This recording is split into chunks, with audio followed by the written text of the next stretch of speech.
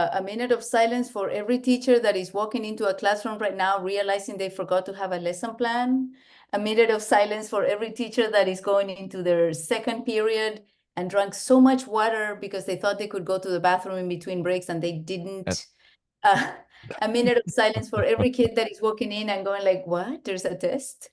Yeah. And a minute of silence for every developer that makes all of the things that we use fly and whistle and work flawlessly, and they just realize that 3 out of their 5 servers are down and they don't know why. So I think we just need to acknowledge all of the moving parts and how for each person of the process, they are at the center of it, and whatever they're experiencing is the most important thing right now. Welcome to this is our podcast / interview series, and Carolina, we have Carolina Seiden. Seiden, actually. Seiden. Oh man, I'm gonna try that again. Ready? Today we have Carolina Seiden here with us today.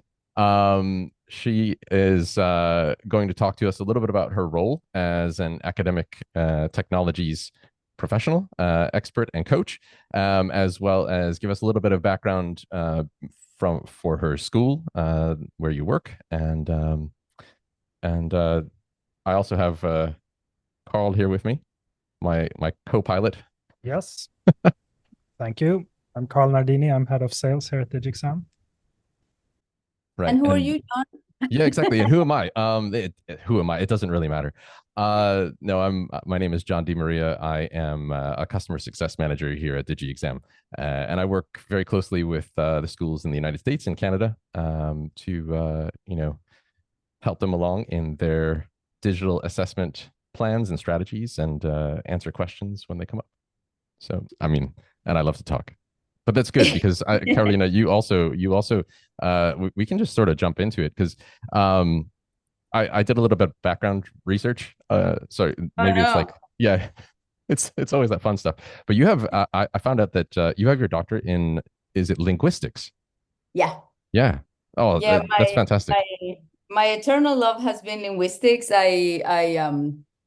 I discovered linguistics when I was in college in Chile, getting my first degree. I always knew I wanted to be a teacher because I liked paper and pencil and all of that.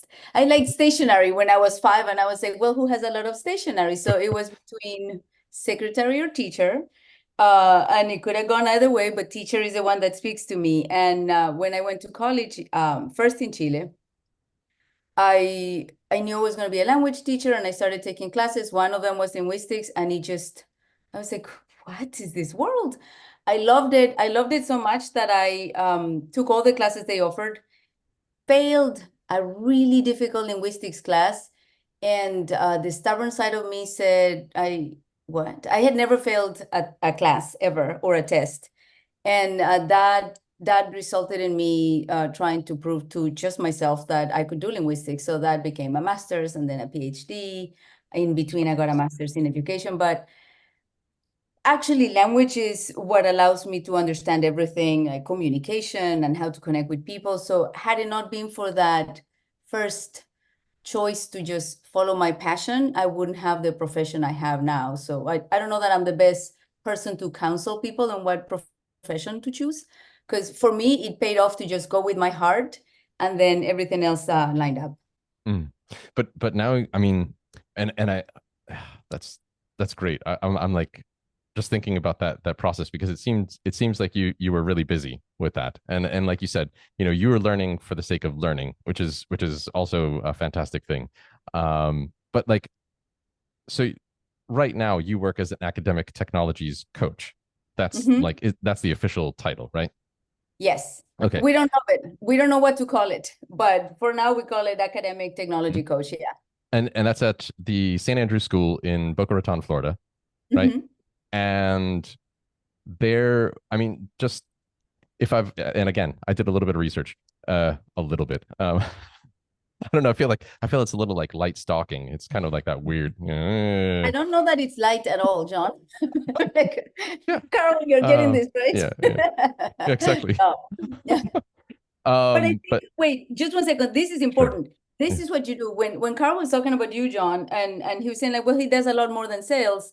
I couldn't agree with that more, because what John does is what I hope to do as a technology coach, and what my colleague Kelly Briseño, who also has the same job I have at St. Andrews, does so well. So they take the technology, which is this innate, unlovable thing. It's no one's baby. And John makes it a thing that means something to people. So that's what technology coaches also try to do. That's what I hope to do. That's what my partner at work, Kelly, does so well, that it's not, we never tell people, this is the thing, let's make sure you learn how to do it, make sure the code is right and type your name right. That means nothing. What John does, what linguistics has helped me really understand is like, you can take any tool and say, this is how this can, make your strength stronger and support you with the things that are not your biggest strength. And this is why it's valuable for you to spend time in figuring this out, because it will be good for you and those you care about. In my case, my classmates, my students, my colleagues. In the case of John, the teachers, the organizations that you help. Because I mean, I truly love Digiexam and the way it has supported us as a tool for lots of honest assessments. But I'm sure we would have figured something out. It wouldn't have been great, but it would have been something. Because in the end, we just wanted to make sure that, and our school motto, John, to bring you back to it, is honor above all. So Digiexam literally aligns with our first thing, honor above all, because we don't want to have discussions with people about what they shouldn't have done. We want to make it much easier for them to make the logical, honest choices to demonstrate what they know, and then get feedback that lets them figure out what they need to know and how to get there. So it's still at the core, translating technology tools, wires, bits and pieces into how do people get to connect and work better. Yeah. And I think this is super interesting. So some parts that you're talking about here, Carolina, is you need to connect stuff to your vision. You need to have an objective, then of course a need. So and what's the ultimate mission you're on here, at your school. And then you connect it, if you want to improve, with a good process, and it's the people that's going to do it. So that's come first, the people, the process, and then if you could add a technology to save time and to make stuff more efficient, but never the technology first. So completely agree. Yeah, and I think that kind of comes back to that. Like I mean, it's very apparent, just from these first couple of minutes in this little episode, that you have a real passion for the, of course, the technology, but also the pedagogy and the individuals behind all of this. And I think that was something that when I was out there looking at your background and profile, that kept coming up in all of these different things. And in particular, what I noticed was I took a look at the FETC what do you want to call it, description, your profile that you had there, and that you did together with Kelly, your colleague that you mentioned. Yes. But would it be possible for you to tell us a little bit more about the FETC and what does that mean? Because that's the future of educational technologies, I think, conference, right? In the universe? Yes, Future of Education of Technology conference. And it's actually one of my favorite conferences to attend. It started as the Florida Education Technology Conference, and now it's the Future of Education, in part because now it's international. It's usually in Florida, but it takes place in Florida every other year. It also moves to other states. And we have people come from all over the world because that's the theme, right? Like it's a technology and how people can figure out ways to be more human because of it. Kelly and I worked on doing a presentation on almost like survival tips, or don't do what I did when I started being a coach for technology. And it was really well attended, to our surprise, because we had a massive speaker at the same time as we had our presentation. And we even met with him before. He's incredible. He's very good. And he kept talking about his mega presentation. And Kelly and I were pretty ready for 2-3 people. And I kept telling Kelly, it does not matter. If one person shows up, if no one shows up, we did the work. This is good for us anyway to put in writing. And we'll see how it goes. And we were so encouraged by the full room and the conversations we had. during and after. So we started with a little bit of humor, which always helps. Asking people, it was mainly technology coaches, right? Asking them like, what do people think you do? And it's in many schools, it's a relatively new role. So when people don't know what you do, they assume you don't do anything, which is so funny because it's that story of the little duck. You know, you just see the duck gliding, but underneath the water, the little feet are just going, going, going. So when you get to be the first or second person in a position that is also new to the school, it's amazing because you get to define it. But it can also be really scary because you're wondering what everyone else is thinking that you do. And that can be a really distracting and a little destructive path to pursue. But pretty much everyone shared a meme of like, I guess you do nothing, or I guess you abandoned us teachers, you're a traitor, you left the classroom, or it must be nice to just go out on lunches every day. And I was wondering, like, who goes out to lunch every day? We don't Yeah. have time for this. Who has time for that? Yeah. I mean, But it can be an isolating position. It can be a little bit of a mysterious position. And in this presentation, we shared 11 tips because we said 10 plus. So we made sure to have 11 tips on how to remain grounded. And it's exactly what Carl said, actually. So once you have your mission, make sure that what your goals are aligned with the institution. You don't have to agree on every decision, especially the smaller ones. But if philosophically you're aligned, you can make it work. If you're really not aligned, that's a tough place to be in. But why would you want to swim upstream for year after year? So maybe you continue to follow your passion, but at a different school or a different organization. For me at St. Andrews, it's fully aligned. Actually, it's St. Andrews. Our motto is honor above all, but our guiding principle, we're an Episcopal school, it's respecting the dignity of every human being. And that has guided every conversation and decision I've had with leadership at school. And because our goal is to respect the dignity in every human being, we want no teacher to feel like they don't know enough. We want no teacher to feel like they cannot learn anything about technology. And they want no student to feel like, you know, now that I have a laptop, the school gave me a laptop, I can hide and not show what I can do and cannot do. So that's our guiding principle. Our mission is, can we make it so everyone can find what makes sense to them? And in that area, we create honest conversations. So when we do piloting, when we bring something new, I have learned, for example, to always say, we're trying this, we might not keep it. So please get on board, try it for a couple of months or for a year. And I hope we keep it, but I don't know. But I now realize that telling people try it, get on board, and not telling them what our timeline is could be something that leaves a teacher saying, I created all this stuff and now it's gone. So lessons learned, always be honest. With some things, we tell them once we know we like them and we see that there's usage there. For example, if it comes to Digiexam, I know that we think about it in 5-year cycles, right? So we look at Digiexam. Yes, we're going to keep it for at least 3 to 5 more years because we don't want people to feel betrayed. That's something that I didn't always think of. I always thought like maybe we just get it, and if enough people get on board, we'll keep it. Without telling people, you don't have forever to try this out. right. So part of respecting the dignity of everyone is giving them an opportunity to make informed choices. And now we're a lot more, I wouldn't say direct because I've always been direct, but we try to upload and put all of our information up front. Like, hey, if you're interested in this, here's a form, sign up. Know that we'll reach out to you in a couple of months or weeks telling you how did it go? Would you do it again? Would you not do it again? Can we tell everyone else that this didn't work? Maybe they got it to work differently, or you know what? No one liked it. This is going. So that philosophy of checking in with people, asking them and being transparent about like, oh, well, I don't know, or, I don't know how to solve that, but I'm going to either email John or email our other partners or ask other teachers who seem to like it and see how it works. So humility is also a big thing of, I don't know, but I can ask. Yeah. Which and comes from the classroom, you know that. yeah, of course.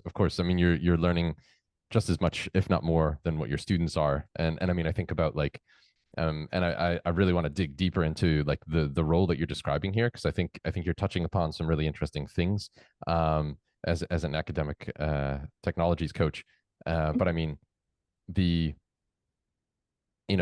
I'm guessing that role is more or less like a teacher of teachers in some respect. That you're out there in a lot of ways, like in helping them on board, helping them learn about the tool, providing them support where it's needed, as if you would, support your students in a classroom, and learning from them, of course, at the same time.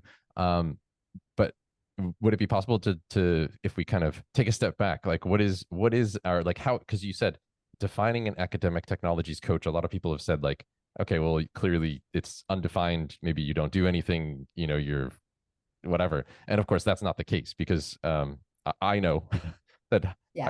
I get a few emails from you every once in a while. So there's obviously things that are running through your head. So I mean, can you define it for us? Like, if is there a way to do that right now, or is it like too nebulous at the moment? Well, that's a good question. And I might come in and out on telling you what it's not and what it is, but Sure. I will first try to give you a concise definition of how I see this role. So I think an academic technology coach is a partner to teachers first, but is constantly touching base with leadership to make sure that what leadership is hoping will be happening in the classroom is something that teachers, that we all know and we understand. And by remaining in the classroom, so I made sure to at least teach one class, I continue to experience the life of a teacher with their schedules, with their reality of like, you have a 30-minute break for lunch. But an academic technology teacher coach is constantly thinking about, this work for me, how would this look like in other disciplines? How would this means of taking attendance will look in other ages? This year I'm working a lot with the lower school in our school. I usually only worked with colleagues in the upper school, and I forget that 5-year-olds don't read. So Yeah. Oh. A technology coach needs to be constantly moving and experiencing the environment where learning happens. Of course, we need long stretches of silent staring at the computer and trying to understand what the issue is and how to make it applicable at different realities. But if you're not in classrooms and if you're not welcome in classrooms, which means you're building first relationships with colleagues who know you're coming to just check out the area, not observe, not supervise, or share anything that you happen to see or hear, but was not meant for you to see or hear. When you're there, you build empathy and you build partnership. Once you're there and you really pay attention to what's going on between the teachers and the students, you can start seeing what's really working and what can you do to make it sing. And if something is not working, I have made a strong commitment to not say anything unless a teacher says to me, would you change anything of what you saw? Unless I've never seen, thankfully, I hope to never see, I've never seen anything alarming or, like, oh my God, this should never happen. That would be a different case. But if I see something that makes me go like, oh, I wouldn't do that. That just means that I wouldn't do that, right? So I worked a lot on not having expressions. So I don't think my friends believe me when I tell them that when I'm in somebody else's classroom, I am like expressionless. I don't move much. I do a lot of gentle smiling and Mona Lisa posturing because I don't want my body, my face, my movement to influence the moment, right? So I'm like, Right. I'm just going to be in the wall. I'm going to be super quiet. You're going to forget that I'm here. And there's always the connection of thank you for letting me come, thank you for inviting me, thank you for letting me ask you to come. And once I experience their classroom, I can better understand the things that they do wonderfully. And I ask for permission to share the things that they have done wonderfully that I never thought of. And if pertinent, and if they want, and at St. Andrews, we have a really, I wanted to say aggressive culture, but I would say dedicated culture of how can we do better? So the conversations of like, do you think anything could have gone differently? Happens so naturally that I've never had to just wait and go like, I hope they ask me so I can share a perspective. We have active PLCs at our school, especially this year, and our professional learning communities we have at least 4 active professional learning communities, and they are beautiful because they are on a voluntary basis only. The teachers Okay. administration, anyone you see in that room on a Wednesday at 3, 4, 4:30 p.m., they made time, they wanted to be there, and they are into the conversation about how we assess differently, or how do we make sure that all of our students have enough choice to pursue their path of learning. But also they're young people, so we don't necessarily tell them at age 7, like, oh, you only want to dance? Okay, go ahead and dance. You don't need numbers, right? So it's a tricky balance, but it's a thriving community because we are interested in learning first, as opposed to just being teachers. Yeah, but I'm thinking like, and what I'm hearing from you is that the academic technologies, or an academic technology coach, there's a lot of observation that's going on in like what you're working with on a I guess the day to day, but then also you have this role of also being like a mediator between, like you said, the school leadership, the people that are making like the bigger decisions, and then the faculty that's actually going to be implementing this stuff. And then at the same time, so I think about it as almost like as what's the right way of saying it, like a three-legged chair, right? That you have that observer role, you have the sort of mediator role, but then you also have this like exploratory role, like you said, trying to figure out, staring into that computer and trying to figure out like, what is going on? How am I going to use this tool? What's the next step? Would that be like a good way to package it or summarize it? I'm probably leaving out. I mean, obviously I can't water down an entire profession that's very complex into 30 seconds of description, but I'm trying to think like, what are the you can. We do this with every profession. We say that doctors listen and give you prescription, surgeons cut, and so you have like, there is a basic understanding of what we do, and part of it is we have to be in the spaces. So I would not call it an observation, because at school an observation is something that is very formal, and that's true. But I do visit, I collaborate, I'm invited into spaces every week when teachers are talking about what are we going to do. I'm in that room listening to what they want the students to experience. And that is, so I guess we get to witness, we get to participate, and we get to be a form of catalyst between what we understand the school large vision is and what we see is happening on a daily basis in every classroom. So in that way, we are more of a catalyst or a connector between the bigger picture and the realization of that bigger picture. So we are, yeah. I thought about the word like coach. I think that's a great word for it. And Carl, you are a football, you're a soccer fan. Yeah. Right. Big time. Yeah, I'm thinking about like, how would my former coach express it? Like, maybe, and you tell me if I'm wrong here, Carolina, but a hands-on directional enabler. Exactly. Spot on. Exactly. And part of it, not all coaches need be former soccer players, and some soccer players do not transition well into coaching, but there is something to be said for someone who was in the field, right? Yeah. And understands the nerves, the exhilaration, and the thrill of being in the field. So it does help to have my identity as a teacher, but also as a partner to my colleagues. You can connect better with people who know exactly what they're going through when you tell them, like, I know, I also forget to take attendance. It's not the end of the world. There's this little app that can help you automate it. That little moment is how you get to tell people, I empathize with you, I see what you're doing, and I want to make sure that you do the thing that matters most. No one hired you to take attendance. Paul, I think I'm going to become an academic technologies coach. I'll see you. I'm out. John, I am here to tell you that you already are. That's what you do with all the schools when you onboard them, and we're like, we don't have to do this. And instead of saying like, well, that's in the FAQ, we answered it 10 years ago. Here's the link. You're like, great question. Let me tell you about it. I've also learned to do that. I on occasion have made the mistake of telling a colleague, oh yeah, that's on the database that we created. Just go online, find it there. And then I realized they could have done it, but they were asking to talk to me. So Yeah. although my colleagues are adults and they're nothing like the teenagers I work with, in some ways, shockingly, they're also humans who just wanted to have a conversation instead of being directed to the FAQ or the, go to the database. Yeah. Imagine if I told my kid, like, oh, you don't know that? Open the book. Yeah, I you would wouldn't never. have you wouldn't have I too many happy students. Yeah. If you want to experience what it feels like to be a teacher or anything like that, do what you do, but with 20 people as you're trying to type an email saying like, wait, do I have to wait?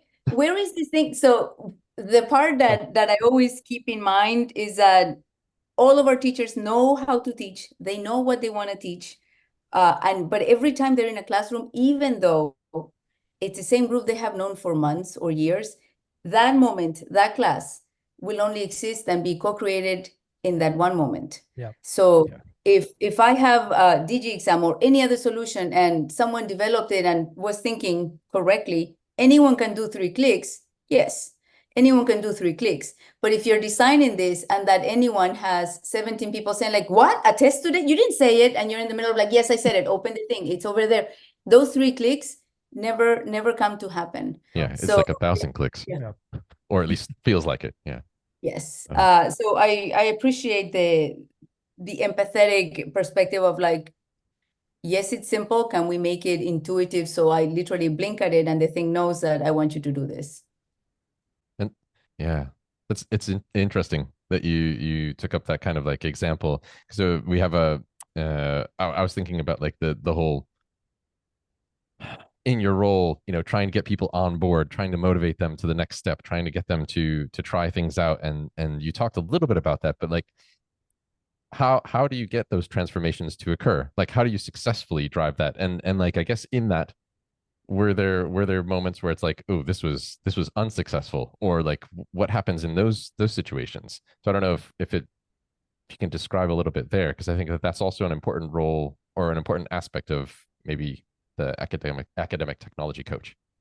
Yeah, well, I learned this from a colleague. He's the dean of students in the middle school. His name is Jose Pozo, and he never says I have to and I should. He always says I get to. So the first few times I heard him saying like, I get to go to work Saturday at 7, and I was like, are you? I thought he was being sarcastic, but he is not. And that has been something that I try to emulate. So in the sense of I know everyone has 101 things to do in their list. But if we're sharing something with you, it's because we get to do this and we get to try this new thing and we get to explore it together. And then you get to be the one that owns it. So that really amorphous, we get to have a class together, and this class will never happen again, although I teach the same subject, every year, maybe this moment will never happen. So we get to try this new thing together. And like this year, I had with Kelly and another partner, we used to have 3 great members at St. Andrews doing technology coach. We rolled out Digiexam, I think, a year or 2 before COVID, the dark times. And I remember we were very much like, yes, we were ready for this. No one could have seen this happen. We didn't, but we're so happy that we did it. And at some point, we rolled it out. Then COVID kind of made it a necessity for many teachers. And I would say for a good year, I was like, okay, everyone's good with Digiexam, right? It's almost like saying like, I had a healthy salad on Sunday, I'm good. Yeah. And it was for me to remember. So something that I would do differently is like when something works, and our school, I would not tell you that everyone's using Digiexam, but the people that use Digiexam depend on Digiexam, which is exactly what I want from any tool. Like once you decide this is a tool that's going to be part of your practice and your philosophy, it needs to be reliable. And a mistake I made early on is like, well, we offered 2 years of PD. We offered for everyone to partner up with us, with people at Digiexam. Everyone knows this. When it is obvious that every year we hire new people, and every year we have teachers who return from 20 or 30 years of teaching, and they say, this is the year that I'm going to try this new. So I try to always forget that, remember that when I'm talking to someone, it might be the 10th time I tell someone the same thing on that day, but it's the first time they hear it. So I make sure that, right, it's like, yes, Digiexam can do that. They don't know that somebody asked me that before. So I make sure to find those who become the early or fervent adopters. This year we had an amazing set of teachers, Chad Pentler and Phyllis Merrill, who are I don't think of them as like the first ones who are going to try everything that is shiny and new. They know what they're doing. So these are the teachers that know what they have done, know what works, and on occasion will try out new things, but they're not necessarily, like little magpies just going from one thing to another. And to hear them tell the faculty, because also they don't need to hear me every time. They might think that Digiexam is buying me a second home and a pool and a thing, and that's never the case with any of the vendors that we work with. Carl, wait a minute. He hasn't gotten me the second home and the pool yet. So if he's offering that up, you live in Stockholm, Sweden, John. You don't yeah, that's true. No pools and no second home. Stockholm. What are you gonna do with that pool? Yeah. No. I can That's go ice my skating. daughter. She's clamoring for that pool. You're gonna ice skate. Yeah, exactly. That would be fun. But the thing is, also knowing that, yes, I know Digiexam, and someone else is seeing it with different eyes, they don't need to hear me. So on occasion, when someone is ready and they ask or they share with me, I ask them, and they are the ones saying, this is a tool I'm using. So instead of me standing in front of 90 teachers, which is the teachers that we have in upper school, or 60 teachers in the middle school, or 80 teachers in the lower school, and I know I'm their peer, but I'm not always seen as their peer every day in every moment. They get to see the teacher from 3A saying, this is how I'm using Apple technology in the classroom to teach students literacy. That means the world. And that's part of being a technology coach, that your ego gets to be folded every day in the morning before you go to work. You fold up your ego, you put it in the little dresser drawer, and you can, put on your ego again when you're back home. But over there, if someone has something to say, you don't have to repeat it. You don't have to echo it. You can say, okay, you get to do it if you want. You grow in confidence. There's 50% of the things we offer our colleagues, I know how to use on a novice level. So when someone says to me, I want to use this and this and this, and I'm like, that sounds fascinating. Kelly here is the expert. Kelly, could I join so I can learn? But I thought at some point I needed to know everything technology-wise, and that immediately became impossible and overwhelming. So I went back to my roots, which is make connections with people. And Kelly is one of the people that shines in the things that speak to her with technology. So I still rely 100% on people to use technology in ways that reinforce their human sides. I mean, would you say that that's like, because it sounds like that's kind of like a key to success in this process. Like you said, I know that I've run into that pitfall all the time, that I want to be able to do everything really well, and that never works out, because you become like this jack of all trades but a master of none. And that's never fun. But I mean, it sounds like that's been something that's a key strategy for you, and for your role at the school, in order for implementations to be successful. Turning to others who are interested, one, turning to people who are knowledgeable already, two, and then seeing like if you can use those resources around you and basically act as like a mediator or like a communicator for these individuals. I don't know if that makes sense. No, absolutely. We facilitate. We're never at the center of the conversation. We are the ones that, we're walking around in the kitchen, and if I see somebody who knows how to make a really amazing souffle, and I see someone else who, I don't know what pairs well with souffle. Oh, espresso.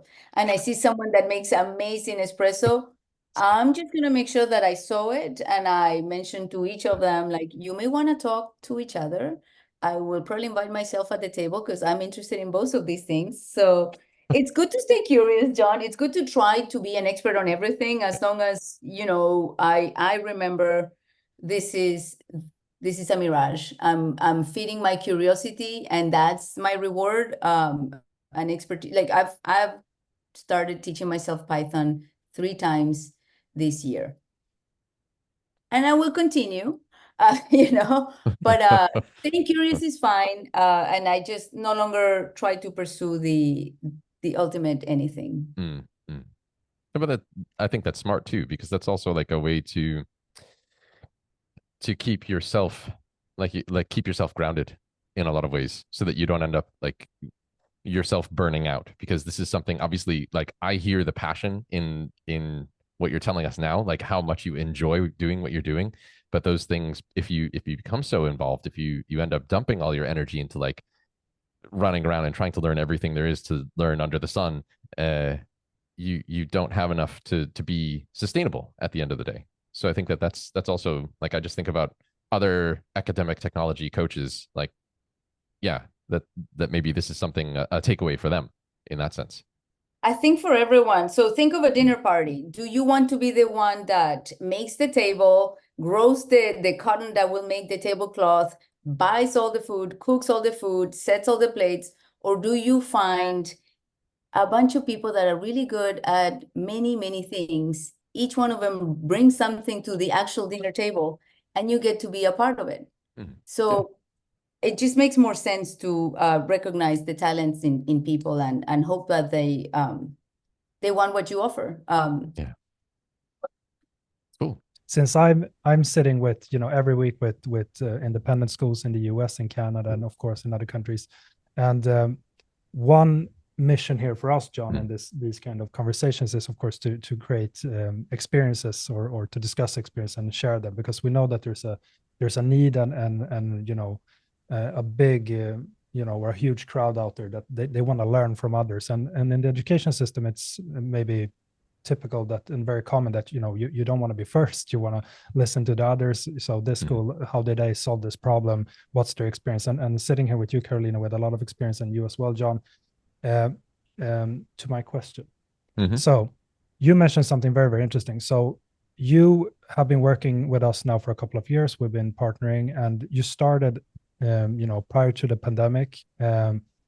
You went through the pandemic, and now you have the experience, you know, post pandemic. Do you remember what was it that made St. Andrews, in this case, you know, start looking at an exam platform or assessment tool?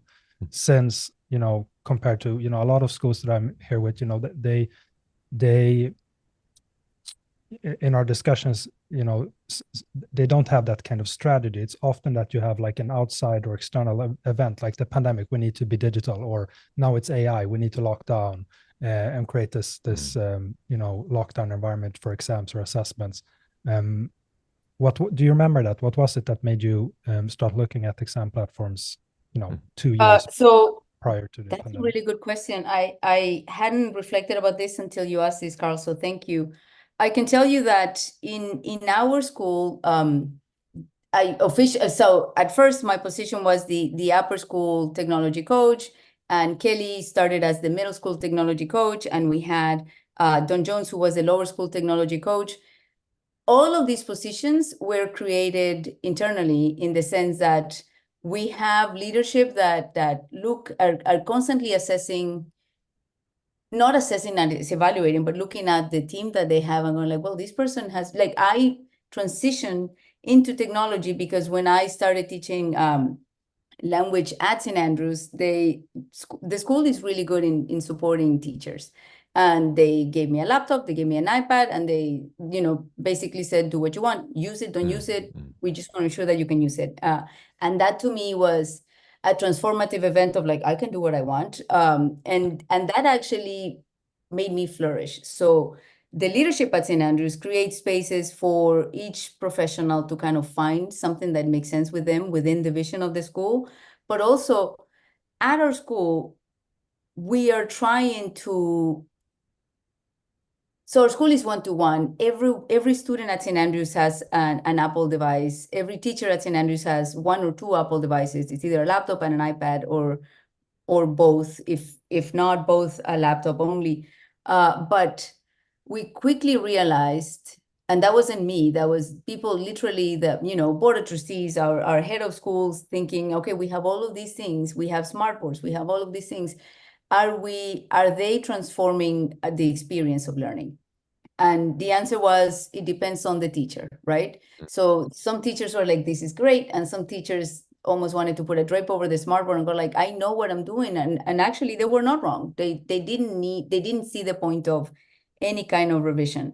But our school has a very strong commitment to reflection and self-evaluation. So we realized that we needed to have conversations about learning and how we do this in ways that make sense.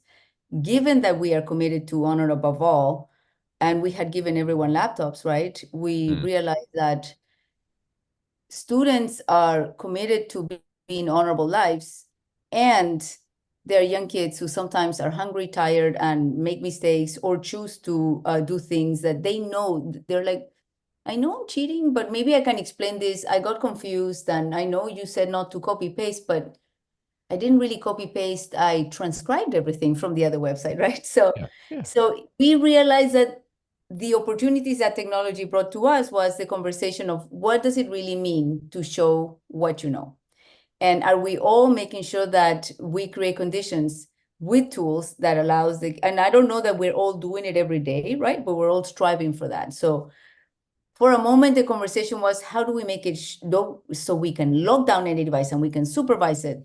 But that supervision is not, if you're only being honest because you're being watched, you're not being honest, you're being obedient. Yeah. And our school is not, we do not want to breed subservient, obedient, submissive kids. We want kids who are curious, excited about learning. Part of learning sometimes is messing up. And we want you to mess up in safe ways that are not permanent. So, okay, you did this. We have an excellent group and organization at our school. We have an honor board that is led by Erica Gettig, and student leadership. So when and if a kid messes up, the conversation is not, we're going to shame you, we're going to do these things to you. It's like, how could you have done this differently? And it's had in dignity, right? It's private. I never know who's talking to who.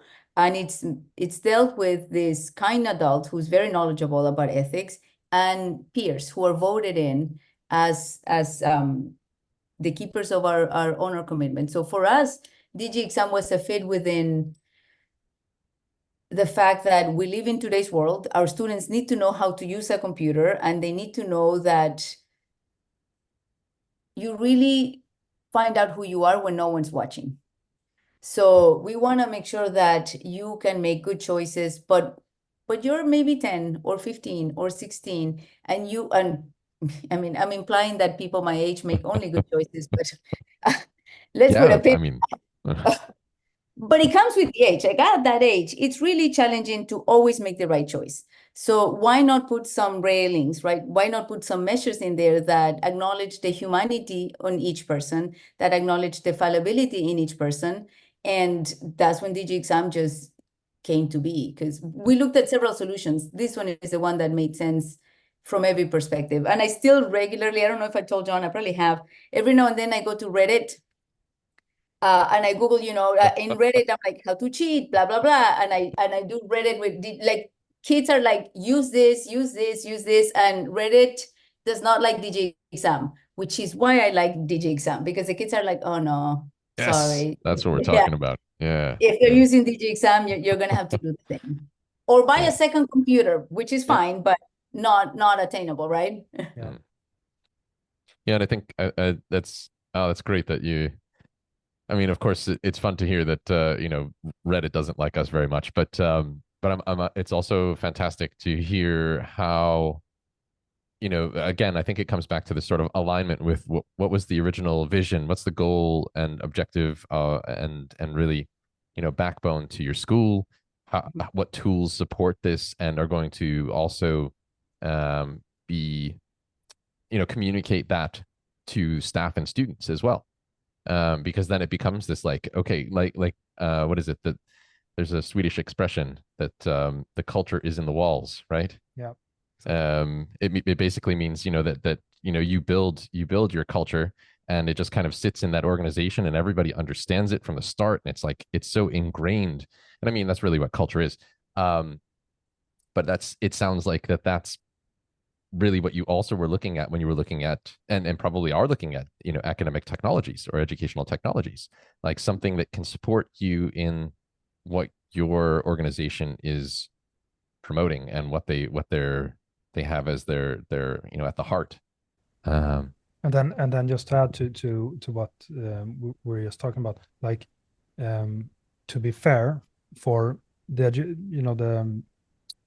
development of digital tools within education, let's say for the last 10 years, the evolution of digital tools in education has been pretty messy, and it's been like an inflation for schools. So let's say if you don't have that like super experienced principal or leadership team, or you have the technology coaches or the directors of technology that could lead set processes and have that or had that experience with testing stuff, then I would say, and this is very, very common, like for many schools, that first things first, we build the infrastructure, we'll let students bring their own devices, or actually we buy computers and give them to the one-to-one programs for our students. And then 10 years later, now the discussion, because I guess all schools and professionals within the schools, they appreciate technology and know that it could be a good thing, could be helpful. But now I think the discussion and the topic is more like, okay, what should we put within our digital strategy or our program or our computers? And that's like the experience. And I'm really, really curious. And like, Carolina, if you could, with describing like your situation back then and how you came up with starting to test a tool like ours, like if you would, like in terms of outcomes now, prior to the pandemic, during the pandemic, and now afterwards, like what would you say is the biggest like outcome in your transition to digital exams or digital assessments? The return to a sense of safe exploration. So for a while, sometimes I would hear, fears of like, what is this going to do to kids or me or the students? And actually AI for the last year, I think, has fueled also a cycle of, again, a little bit of reservation and fear of like, am I out of a job? And honestly, if we're all out of a job, the wheels are in motion, and there's nothing I'm going to be able to do to stop that. So I am here to pledge my allegiance to AI if they are about to take over the world. So because I can only worry about the things that I can directly influence, right? So we now can talk about returning to playgrounds. And when I say playgrounds, Carl, I know you said you asked something about like, how do you create the conditions or make sure that teachers can have these conversations about what works and what doesn't. And I know we have tried many things. Sometimes it's webinars, sometimes it's conversations, sometimes it's like, we're going to be online, come and join at this point, or we go to teachers, or we go to conferences. But for me, it's the actual embracing of the concept of playground. So it's going to be messy. And every year we try different things. I remember one year, and I missed that, we had playgrounds. So for one day, a month or a week or whatever, the three of us, the coaches, would reserve a room in one part of the school or another, because we didn't want to just focus on one division. And we would be there. We would tell people we're going to be talking about Digiexam, Google Classroom, and this and that. Come, join, show us what you're doing. But it was very much like, come and play, sit. There's some food, there's some water, there's some flavor water. But allowing people to just play, mess up. Oh, I just deleted everything. That's okay. We can restore everything. That ability to just manipulate, and Vygotsky's been talking about other regulation. Well, so rest in peace. But the whole concept of other regulation and how we learn in community, and although not everyone learns in community, a large part of humanity learns in community, we have to create the spaces, we have to normalize it. It shouldn't be that like at 7 p.m. on a Friday, if you can, do this, right?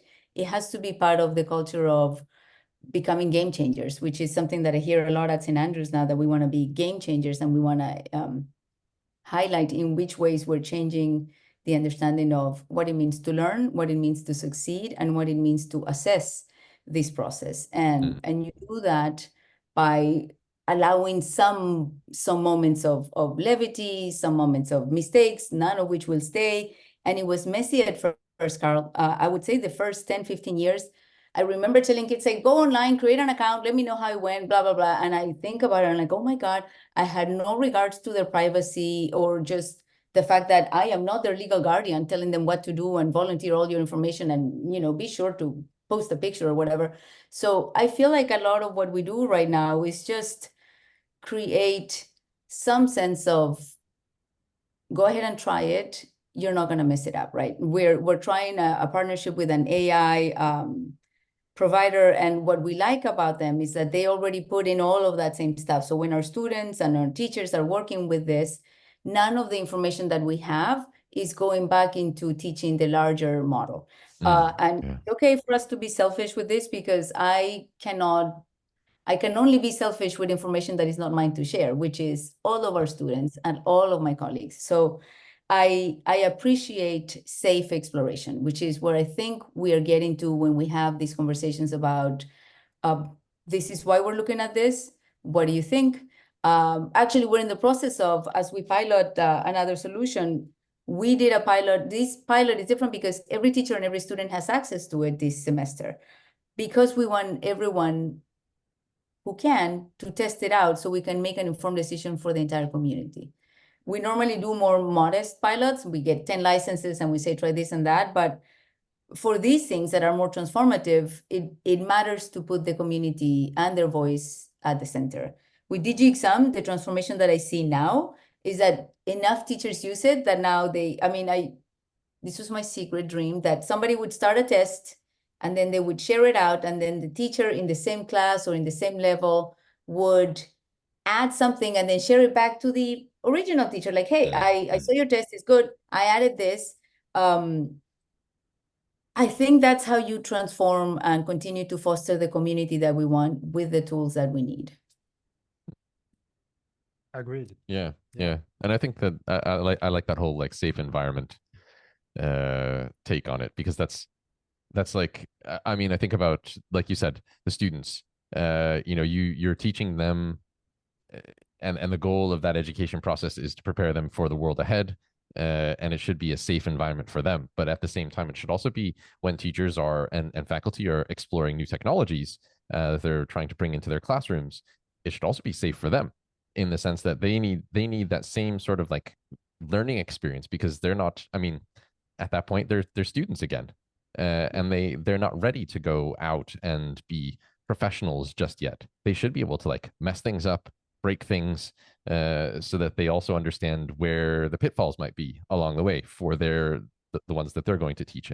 I just think back to like my own teacher education, like when getting that master's was basically that. It was like learning a lot of times, like learning where you fail. Oh my God, it's awful. Every time you go to something else and you're like, oh, I did everything wrong. Like there's so many moments of like, okay, well, let me take a note of that. But there's a lot of that. And at our school, it seems to be, to me, my experience, my personal experience, and the one that I observe from my colleagues, is that you get to explore without permanent irreversible consequences, which is how it should be. Because even with AI, yes, we can tell adults, make sure you don't put, your first and last name or identifying data when you're doing this. But it's Wednesday afternoon, you're tired, you're overworked, you did a copy paste of a bunch of stuff that you had in your doc and you put it in there and then you somehow forgot to read all 13 pages of what you had there. And there was some information that you would never, when you are fresh and, just had your cup of coffee, put in there. So why are adults sometimes are just older people, not always wiser or more mature. And I speak from personal experience. So why should we not just make sure that it's just not a devastating mistake that they make? It's just, oops, okay, we have a server, we'll restore it, you're fine. Yeah, and I think like you were talking about there, that's also one of those like key components to choosing the technology. Of course, it needs to match like your school's objectives and vision, and what's at the part of the culture, but also making sure that it allows for that safe playground environment as well.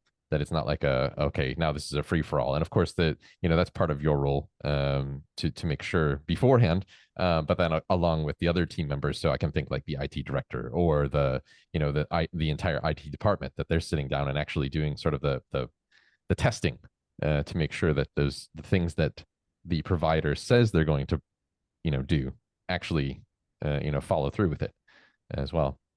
And both Oh, like yeah. importantly, like inclusiveness, since I would say today compared to a couple of years ago, like digital tools, ed tech platforms, that was something for the tech savvy, the cool, the modern, the ones really interested.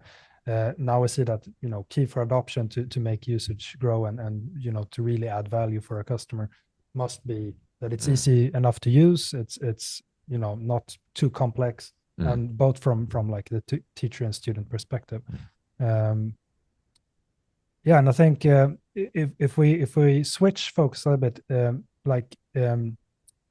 or back maybe to some experience sharing. So, Carolina, what would you say, like in terms of in general, not only like discussing Digiexam, that's not the purpose, but in general, like with your experience now, what would you say if you could like give 2 to 3 like considerations or experiences in terms of implementing, setting targets, and then following up on those ones, for like a digital project, or as you mentioned, how you open up for groups of and all the communities to test tools. What can you share?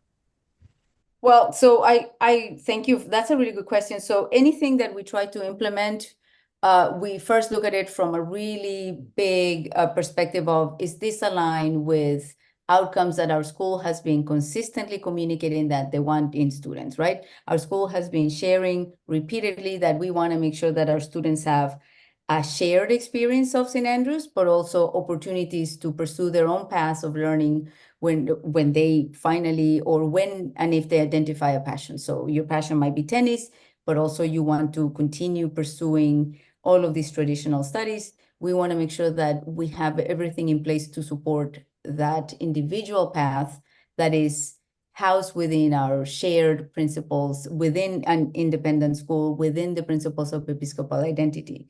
When I look for technology, I think of it with that same prism. I look at it and I'm like, is this applicable to many people in many outcomes? And if it's just one tiny solution that one person needs, then we'll probably look and get it for that one person. But I try to use universal design principles of like, how can this be of support for many, right? Or will this hinder anyone, right? So first, is this mission aligned? Second, is this solution sustainable in ways that will not create more work for our IT team? The things that they do that we take for granted, we just, it's like a pilot.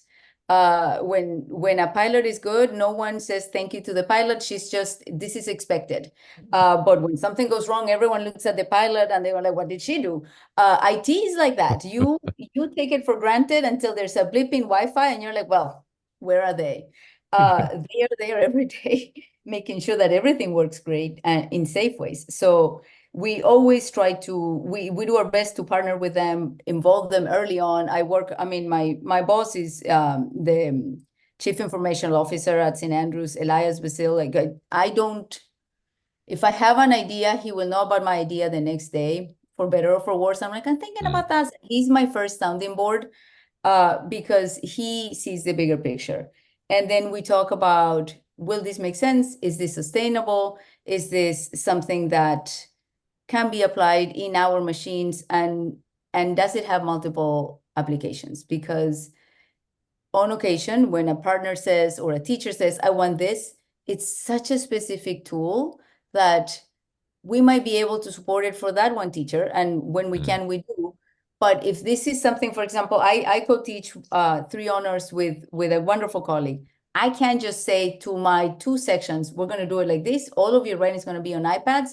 And then the other students are either saying like, oh my God, good, I hate iPads, or why don't I get to use iPads? So some of the considerations when we're looking at tools is that, can these be applied by a variety of teachers?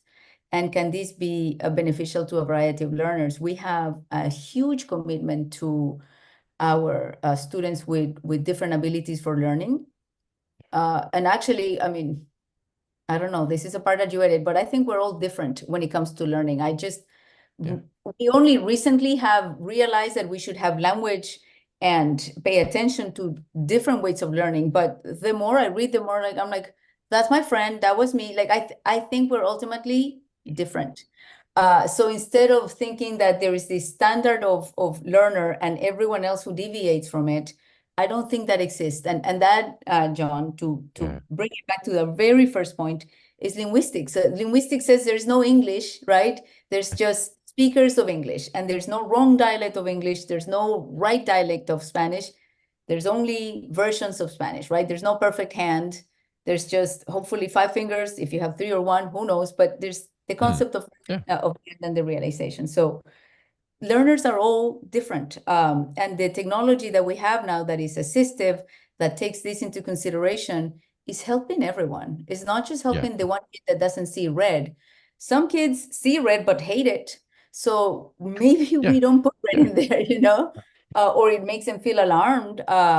So it's more of a thank you to the awareness that we have, that people have sometimes visible differences, but we don't know all of the differences that people have. So things like Digiexam, things like a laptop, are things that we should consider to make sure that everyone is included, and not as a form of erasure. I was reading a really important book that talks about how sometimes we make the mistake of thinking this new tool is going to fix the issue that some people have when they can't see certain words or hear certain sounds. And there's nothing to fix in people, right? We're just creating more ramps so people can bring what they have to bring, instead of we saying like, well, we're going to accommodate for you. We're missing out. So we're not creating accommodations, although that's a word that we all use.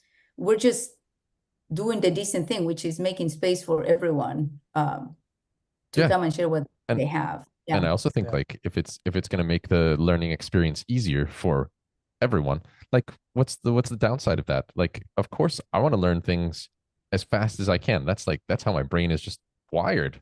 You know, why would I want to spend 4 years on something when I can spend 1? You know, it's that. Oh, it's not an accommodation. It's like you said, it's the universal design kind of principle that I'm gonna build this thing as if everyone should be able to access it. And I think that's thank you for saying that. I'm just really glad you brought that up. Like it's yeah. Well, this happens to teachers, to me. I don't know. I don't speak for all teachers, but I know these happen to me often. And I spot it more and more.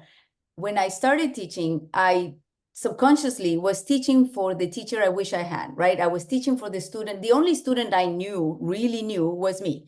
So the way I organized all of my teaching, the way I explained and presented everything was for me. I wasn't really thinking about this, like I only care about me, but I was like, this is the only student I know. I know me and I know how I learn. And of course, it worked for me. So it never occurred to me that there are other ways. And I know this sounds super obvious, but I think we come to these big realizations on our own. So yeah, I see red. Well, I think I see red. I will never know what it is that I see, right? I think I see red. I think I see green. But so what, right? It doesn't make me better or worse, but am I making sure that the message that I communicate is one that can be meaningful to people that are not exactly like me? And I don't even know if the message is good or bad, but is it meaningful? That's been a big transformation for me. And I don't know that I would have had the space and the time to explore that had it not been for the conversations I had with my colleagues. It's really this is like oh, I know I left education or I left the other side. Education never left you. Yeah, exactly. Exactly. And that's basically, it never left me. I just these are those conversations where it's like you said, the staff that you have that are showing up at like 3 o'clock or 4 o'clock, and they just want to talk about you know, pedagogy or the, you know, how to implement things. This is great. This is like where it all this is the essence of why people do what they do and why they stay in education. With the full awareness, by the way, that the colleagues that are not there is not, I mean, maybe they're not interested, which is allowed, right? You are allowed to be an excellent teacher until 4, then you clock out, and you are an excellent swimmer, runner, gamer. That's allowed. But I also want to make sure that when we recognize the people are in the room, there's a lot of teachers that maybe could have been there, but they have young children, or they're single parents, they have parents of their own that they are perfectly healthy, but they want to spend time with them. So I want to make sure that the ones that are in the room that day are there because they're passionate, but it doesn't mean that those who are not joining are not. It's just today, at this point, that's not it for them. And hopefully we're having these conversations in a multitude of formats that allow everyone to jump on board when and if they're ready. Okay, we wrap it up, John. I think the grand finale. Yeah, I think I mean we've talked a lot about a lot of things in this episode. I mean, or this, yeah, and I mean, a lot of things that circle around what an academic technologies coach is, how you think about digital technologies or educational technologies within a school, how schools need to, consider their students, their staff, and the importance of their views and their vision and their ability and readiness in the whole embracing change. And I think in a lot of ways. But I'm thinking, like, if we come back to sort of like the ed tech in general, I mean, Carolina, where do you see like educational technologies and its role? Is this going to be, like you said, you're like, maybe you're going to just pray to the AI god and just be like, okay, whatever. Is educational technology going to be something that is a here to stay forever? Is it going to drop off the map as soon as we are all gen ed or gen AI, sorry, to the wazoo? Where do we see this in a couple of years or down the road? I guess. I think I hear your question, and I mean, so technology coaches, at the core, what we do is we support the culture of either a school, a broader organization, but we sometimes help curate the culture of any organization. And I don't see us as a cultural group, and I know I'm leaving many cultures out, but the cultures that have grown to rely on hospitals, transplants, medical advancements, all of these cultures that have reliability, electric cars, and all of these things, or just Wi-Fi, there is no going back, barring some horrendous disaster. This is as I think at some point maybe people were, concerned and discussing the role of paper, and now we don't memorize things anymore, and papyrus is the only way, and blah blah blah, or pencils, and then later typewriters or printing machines. And I know things are moving much faster than they had, but technology is a byproduct of human innovation. So how could it disappear? Right? So technology started with little tools, with humans going like, I have a stick and I think I can, make fire and stuff. So technology is a mere reflection of our innovation, our curiosity, and our need to see what if, right? So I don't see how it could disappear. So really what you're saying is that the role of, I'm thinking about the role of the academic technology coach. I mean, that's only going to flourish in years to come. That this is something that will probably become maybe more defined, because we talked a little bit about how it's been this, like, it's difficult for others to understand what this is, but maybe it'll become this, like, okay, I can pinpoint exactly. And I think that's where we sort of were in this entire episode, that we were talking about, like, what are the fundamental characteristics? But maybe those characteristics will change, or are they gonna, or is it going to stay the same? I think the traits need to remain. The traits are, your mission is to support the people that make that mission come alive, right? Your responsibility is to support with attention to privacy and the dignity of each teacher and student, but also share some general observations. I don't know. I noticed that everyone loses their Apple Pencil. Can we look at different ways in which, we don't lose the Apple Pencil? So without pointing fingers or creating a schism, you look at the good, you look at the areas of growth, but it's when we first had airplanes, we never thought we would need airports or traffic controllers, right? Yeah. Yeah. That's true. So this is any responsible organization will have a need, hopefully sooner rather than later, to have people in place that can see what the school can be and what the school is. And they're constantly trying to connect those to the possibility and the reality. And I think not just technology coaches, but deans of faculty in education at least, or I mean, all of this, even when we say, well, this thing is so good, it sells itself. Yeah, well, where's your sales model? What's your marketing technique? Like, Yeah. Yeah. yes, some things are common sense, but organizations need shepherds, no, I don't want to. Organizations need people that can at some point say, if you keep walking that way, there's a cliff coming, Yeah. Yeah. and that's it. And if you're still interested in that cliff, that's okay. I'll be over here on the other side where I don't see a cliff. But all organizations, big and small, need enough people who understand the big picture, the future picture, the fears of today, and how those can be reconciled. So it's technology coaches, but it's pretty much everyone. I mean, I know there are organizations that have actually culture people, literally people that just make sure that they have their finger in the culture. And at first it sounds like, I guess it must be nice. You go to parties every day, but it's more like a temperature take care of a group. I think we will always need those. If families have those, it's usually an aunt or an uncle is like, making sure that everyone is either talking to one another or avoiding this or that relative for a million reasons. But I feel like we need this they're either, I would call them facilitators, catalysts, and a catalyst is actually necessary for something to happen. So I wouldn't call coaches catalysts, but we do look at, the table and we think, does it need a little more salt? And we make sure that it's there so people can have a valuable experience when it comes to learning.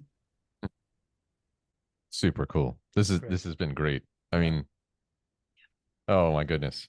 I like this is so for anybody that's just tuning in right now and watching or listening to this, this is Friday afternoon for Carl and I. So like literally the last meeting that we're going to have, and like I'm gonna walk away from here and I will not be able to stop talking about this. I'm so happy, Carolina, like for your time, taking the time to talk with us about this, and all the wisdom and insight that you put into this about your role and like education. I'm Carl. Can we have her back again sometime? Talk to my people. Yeah, exactly, exactly. But Carolina, before we say bye bye, is there anything like I'm thinking? Is there anything that you feel like we missed or that we should totally talk about in these last couple of minutes? No, I think a minute of silence for every teacher that is walking into a classroom right now, realizing they forgot to have a lesson plan. A minute of silence for every teacher that is going into their second period and drank so much water because they thought they could go to the bathroom in between breaks and they didn't. A minute of silence for every kid that is walking in and going like, what? There's a test? Yeah. And a minute of silence for every developer that makes all of the things that we use fly and whistle and work flawlessly, and they just realized that 3 out of their 5 servers are down and they don't know why. So I think we just need to acknowledge all of the moving parts and how for each person of the process, they are at the center of it, and whatever they're experiencing is the most important thing right now. That's fantastic. great. Carolina, can we steal that like for the next like all of our episodes, like the moment of silence, Do what? Yes, like actually, I'm it's like the excited. moment of silence for all the fallen heroes, you know, like in education, all those. I love it. I love it. That's such a great thing. Oh Yeah. my goodness. But thank you, seriously, thank you so much for taking the time today you. talking with us. Carl, thank you. As always, this has been fantastic. You get to see Thank you this. so much. This is good. This is a good. I don't always. Well, I never get to talk for 2 hours about what I love about education. But this is really nice and lovely to just get to hear why it means so much to me. Yeah. Yeah. Thank you. Thank you so much, Carolina. Thank you both. I appreciate you. Thank you.